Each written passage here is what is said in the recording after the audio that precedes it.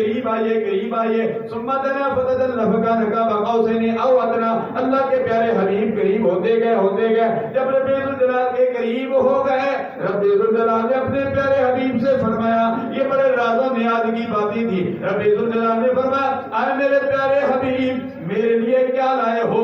کوئی بندہ بھی کسی کے پاس جاتا ہے, کوئی تحفہ لے کر جاتا ہے, وہ بندہ خوش ہو جاتا ہے. عام مسلمانوں کا یہ حال ہے, تحفہ لے کر بھی جانا چاہیے. سرکار نے فرمایا تحفہ دیا کرو, ایک دوسرے کو تحفہ دیا کرو, اس سے محبت بڑھتی تھی. ہم شادی بیاہ کے موقع پر تحفہ دیتے ہیں. کوئی کیا دیتا ہے؟ کوئی کتاب دیتا ہے, کوئی 1000 روپیہ دیتا ہے, کوئی 50,000 دیتا ہے, کوئی 10,000 روپے دیتا ہے. لیکن شادی بیاہ کے موقع پر یہ رواج درست نہیں ہے, یہ تو سود بن جاتا ہے. جب کوئی یہ نیت کرے گا میں 1000 دوں گا, کل یہ مجھے 2000 لوٹائے گا, یہ سود بن جاتا ہے. جامعہ مسجد خوشبو مدینہ میں آنے والوں, شادی بیاہ پر جب بھی دیا کرو اللہ کی رضا کے لیے دیا کرو, اس کے ساتھ تعاون کیا کرو. میں نے دے دیا, جو بھی دے دیا اللہ کی رضا کے لیے دے دیا. واپسی کا خیال نہ کیا کرو, واپسی کا خیال کرو کہ یہ سود بن جائے گا.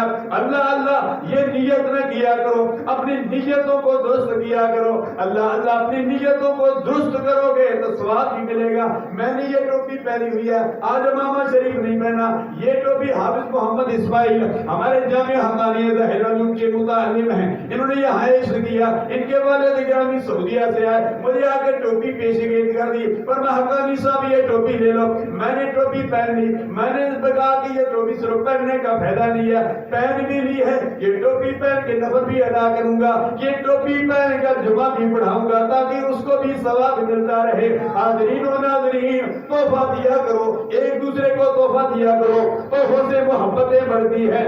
جب اپنی اولاد کے پاس جایا کرو کوئی فروٹ لے جایا کرو, جب اپنی بیٹی کے پاس جایا کرو کوئی تحفہ لے جایا کرو, جب کسی دوست کے پاس جایا کرو کوئی تحفہ لے جایا کرو, جب کسی مریض کے پاس جایا کرو اسے فروٹ کی صورت میں یا نقدی کی صورت میں تحفہ پیش کر دیا کرو. اللہ بھی خوش ہو جائے گا. اللہ کے